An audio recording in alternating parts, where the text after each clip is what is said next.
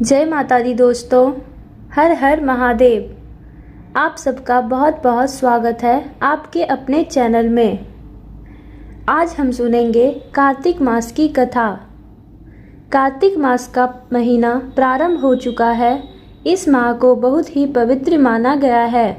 इस माह में ही भगवान विष्णु अपनी योग निद्रा से जाग जाते हैं और तब सभी तरह के मांगलिक कार्य प्रारंभ हो जाते हैं।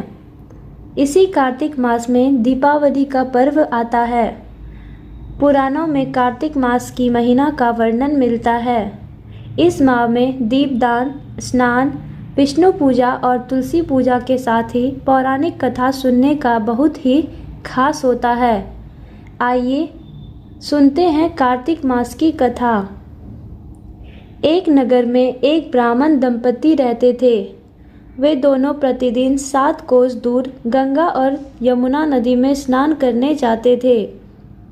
इतनी दूर आने जाने से ब्राह्मण की पत्नी थक जाती थी। एक दिन उसने अपने पति से कहा कि हमारा एक पुत्र होता तो कितना अच्छा रहता। पुत्र के बहू आती तो हमें घर वापस जाने पर खाना बना हुआ मिलता और बहू घर का काम भी कर देती। अपनी पत्नी की बात सुनकर ब्राह्मण ने कहा कि तूने बात तो सही की है, चल मैं तेरे लिए एक बहू ला ही देता हूँ। ब्राह्मण ने कहा कि एक पोटली में आटा डालकर कुछ मोहरे रख दे। ब्राह्मण के कहे अनुसार उसने पोटली बांधकर दे दी। पोटली लेकर ब्राह्मण चला गया। ब्राह्मण सफ़र के दौरान यमुना के किनारे बहुत ही सुंदर लड़कियाँ दिखाई दी। वे रेत में घर बनाकर खेल रही थीं। उनमें से एक लड़की ने कहा कि मैं अपना घर नहीं बिगाड़ूंगी, मुझे तो रहने के लिए ये घर चाहिए। लड़की की बात सुनकर ब्राह्मण मन ही मन सोचने लगा कि बहू बनाने के लिए यही लड़की उचित है। जब वह लड़की जाने लगी तो ब्राह्मण भी उसके पीछे पीछे उसके घर तक चला गया। वहां जाकर ब्राह्मण ने उस लड़की से कहा, बेटी, कार्तिक मास चल रहा है, इसीलिए मैं किसी के घर खाना नहीं खाता। मैं अपने साथ आटा लेकर आया हूँ।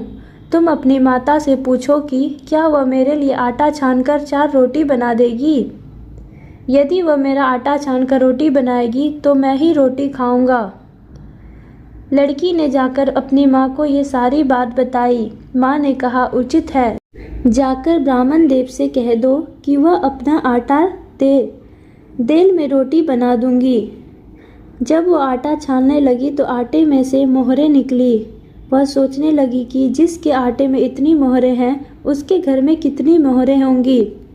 जब ब्राह्मण खाना खाने बैठा तो लड़की की माँ ने उस ब्राह्मण से पूछा, क्या आपका कोई लड़का है और क्या आप उस लड़के की सगाई करने जा रहे हो।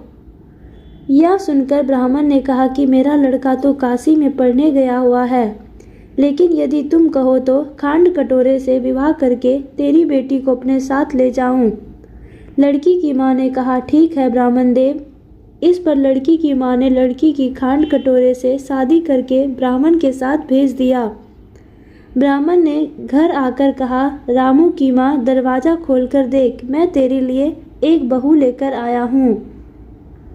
ब्राह्मण की पत्नी भीतर से ही बोली, हमारे तो कोई बेटा नहीं है, तो बहू कहाँ से लाए। दुनिया ताने मारती थी, अब आप भी मारने लगे। ब्राह्मण ने कहा, तू दरवाज़ा खोलकर तो देख। जब ब्राह्मणी ने अपनी दरवाज़ा खोला, सामने बहू को खड़ी देखा। उसने बहू का स्वागत किया और आदर सत्कार से अंदर ले गई।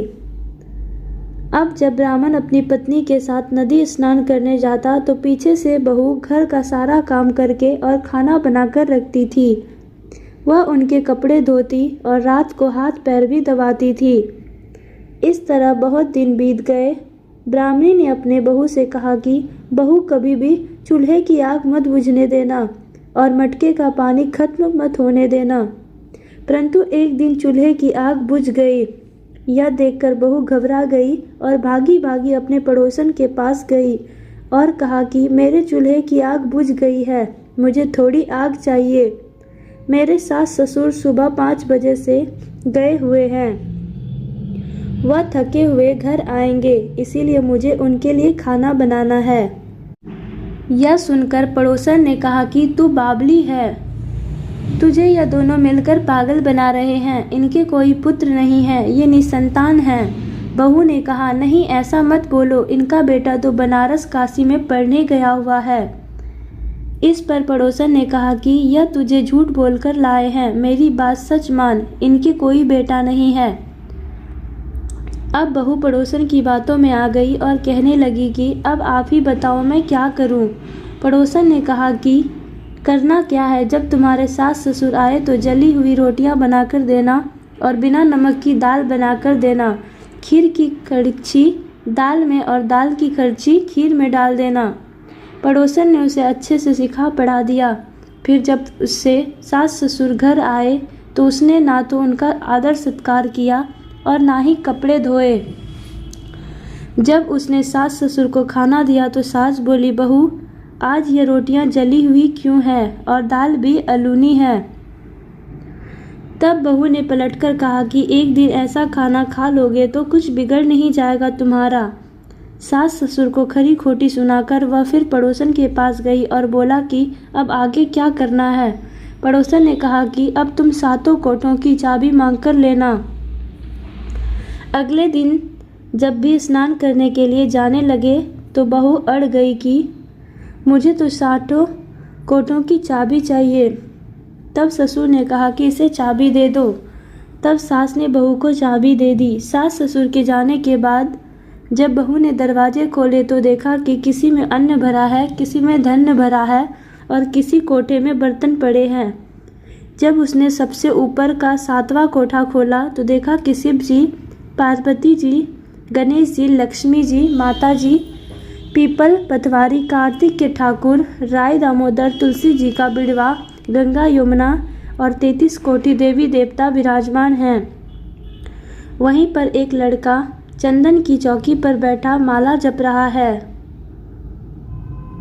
यह सब देखकर उसने लड़के से पूछा कि तुम कौन हो। तब लड़का बोला कि मैं तेरा पति हूँ, अभी दरवाज़ा बंद कर दे, जब मेरे माता पिता आएंगे तब दरवाज़ा खोलना। यह सब देखकर बहू बहुत खुश हुई और 16 श्रृंगार कर सुंदर वस्त्र पहनकर अपने सास ससुर का इंतज़ार करने लगी। उसने अपने सास ससुर के लिए अच्छे अच्छे पकवान बनाए। जब उसके सास ससुर घर पर आए तो उसने उनका आदर सत्कार किया और प्रेम पूर्वक खाना खिलाया और हाथ पैर दबाने लगी। पैर दबाते दबाते बहू ने कहा कि माँ आप इतनी दूर गंगा यमुना स्नान करने के लिए जाती हैं तो आप थक जाती होंगी, इसीलिए आप घर पर ही स्नान क्यों नहीं करती हो। यह सुनकर सास कहने लगी कि बेटी गंगा यमुना घर पर तो नहीं बहती। तब उसने कहा, हाँ माताजी बहती है, चलो मैं आपको दिखाती हूँ। जब बहू ने 7वां कोठा खोलकर दिखाया तो उसमें शिव जी, पार्वती जी, गणेश जी, लक्ष्मी जी, पीपल पतवारी, कार्तिक के ठाकुर, तुलसी जी का बिड़वा, गंगा यमुना बह रही है और 33 कोटि देवी देवता विराजमान हैं। वही चौकी पर बैठा एक लड़का माला जप रहा है। माँ ने उसे देखकर कहा कि बेटा तू कौन है। लड़का बोला, माँ मैं तेरा बेटा हूँ। तब ब्राह्मणी ने पूछा कि तू कहाँ से आया है। लड़के ने जवाब दिया कि मुझे कार्तिक देने भेजा है। माँ ने कहा, बेटा यह संसार कैसे मानेगा कि तू मेरा बेटा है। माँ ने कुछ विद्वान पंडितों से मदद मांगी। पंडितों ने कहा, इस पर बहू बेटा खड़े हो जाए और उस पर माँ खड़ी हो जाए। माँ ने चमड़े की अंगिया पहनी हो और छाती में से दूध की धार निकलकर बेटे की दाढ़ी में मूंछ में भीगे और पवन पानी में गठजोड़ा बांधे, तब मानेंगे कि यह इस माँ का ही बेटा है। उसने ऐसा ही किया। चमड़े की अंगिया फट गई और छाती में से दूध की धार निकलकर बेटे की दाढ़ी मूंछ भीग गई। पवन पानी से बहू बेटे का गठजोड़ बंधन किया। यह सब देखकर ब्राह्मण और उसकी पत्नी की खुशी का ठिकाना ना रहा।